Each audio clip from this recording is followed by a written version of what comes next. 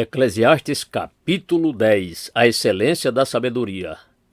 Assim como a mosca morta faz o óleo do perfumador exalar mau cheiro, assim também uma pequena tolice pode ter mais peso do que a sabedoria e a honra.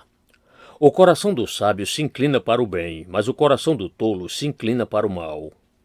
Quando o tolo vai pelo caminho, falta-lhe o entendimento, e assim mostra a todos que é mesmo tolo. Se aquele que governa ficar indignado contra você, não deixe o seu lugar, porque o ânimo sereno acalma grandes ofensas. Ainda há um mal que vi debaixo do sol, um erro cometido pelos que governam. Os tolos colocados em muitos postos elevados, enquanto os ricos ocupam os postos inferiores. Vi servos andando a cavalo e príncipes andando a pé, como se fossem servos. Quem abre uma cova acaba caindo nela, e quem arromba um muro será mordido por uma cobra. Quem arranca pedras será ferido por elas, e o que racha lenha se expõe ao perigo. Se o machado está embotado e ninguém o afia, é preciso redobrar força, mas com sabedoria se obtém êxito. Se a cobra morder antes de estar encantada, de nada adianta o trabalho do encantador. As palavras do sábio lhe trazem favor, mas o tolo é destruído pelo que diz. As primeiras palavras de sua boca são tolice e as últimas, loucura perversa. O tolo multiplica as palavras, mas o ser humano não sabe o que vai acontecer. Quem poderá lhe dizer o que será depois dele? O trabalho do tolo o fadiga, pois nem sabe ir à cidade. Ai de você, ó terra, cujo rei é criança e cujos príncipes se banqueteiam já de manhã. Feliz é você, ó terra, cujo rei é filho de nobres e cujos príncipes se sentam à mesa a seu tempo para refazer as forças e para não se embriagar. Por causa da preguiça, o teto desaba e por causa dos braços cruzados, a casa tem goteiras.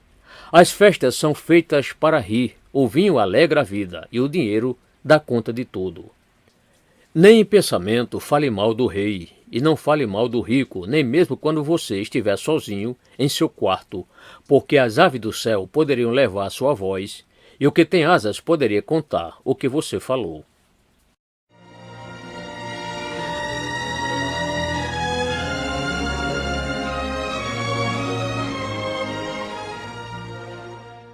Eclesiastes capítulo 11. A conduta prudente do sábio. Lance o seu pão sobre as águas, porque depois de muitos dias você o achará. Reparta com 7, até mesmo com 8, porque você não sabe que mal sobrevirá à terra. Se as nuvens estão cheias, derramam chuva sobre a terra. Se uma árvore cai para o sul ou para o norte, no lugar em que cair, aí ficará. Quem somente observa o vento nunca semeará, e o que olha para as nuvens nunca fará colheita. Assim como você não conhece o caminho do vento, nem sabe como se formam os ossos no ventre da mulher grávida, assim também não entenda as obras de Deus que faz todas as coisas. Semeie a sua semente de manhã e à tarde não fique de braços cruzados, porque você não sabe qual irá prosperar, se esta, se aquela ou se ambas serão igualmente boas. Doce é a luz e agradável aos olhos é ver o sol. Mesmo que alguém viva muitos anos, deve alegrar-se em todos eles. Contudo, deve lembrar-se de que há dias de trevas, que serão muitos, e que tudo o que virá é vaidade. A mocidade. Alegre-se, jovem, na sua mocidade, e que o seu coração lhe dê muita alegria nos dias da sua juventude. Ande nos caminhos que satisfazem ao seu coração e agradam aos seus olhos. Saiba, porém, que de todas estas coisas Deus lhe pedirá contas. Afaste do seu coração a mágoa e remova de seu corpo a dor, porque a juventude e a primavera da vida são vaidade.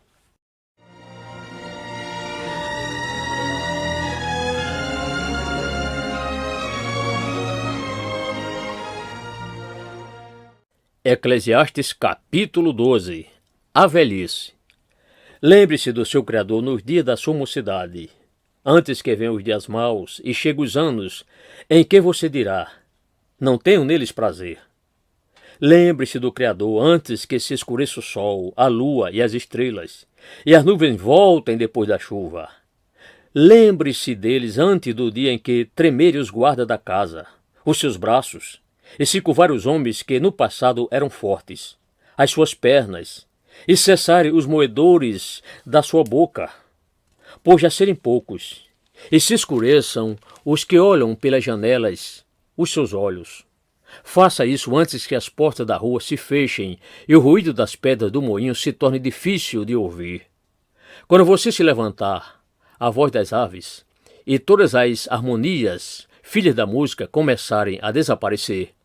Quando você tiver medo do que é alto e se espantar no caminho, quando florescer como a amendoeira e o gafanhoto lhe for um peso, e quando você perder o apetite. Porque o ser humano vai à morada eterna e os pranteadores andarão rodeando pela praça. Lembre-se do seu Criador antes que se rompa o fio de prata, e se despedace o copo de ouro, e se quebre o cântaro junto à fonte, e se desfaça a roda junto ao poço, e o pó volte à terra de onde veio, e o espírito volte a Deus que o deu. Vaidade de vaidade, diz o pregador, tudo é vaidade. Conclusão. O pregador, além de sábio, ainda ensinou ao povo o conhecimento e, atentando e examinando, compôs muitos provérbios. O pregador procurou achar palavras agradáveis e escrever com retidão palavras de verdade. As palavras dos sábios são como aguilhões, e as coleções de sentenças são como pregos bem fixados. Elas provêm de um único pastor. Além do mais, meu filho, leve em conta o seguinte: não há limite para fazer livros, e o muito estudar é enfado da carne. De tudo o que se ouviu, a conclusão é esta: tema a Deus e guarde os seus mandamentos. Porque isto é o dever de cada pessoa. Porque Deus há de trazer a juízo todas as obras, até as que estão escondidas, quer sejam boas, quer sejam más.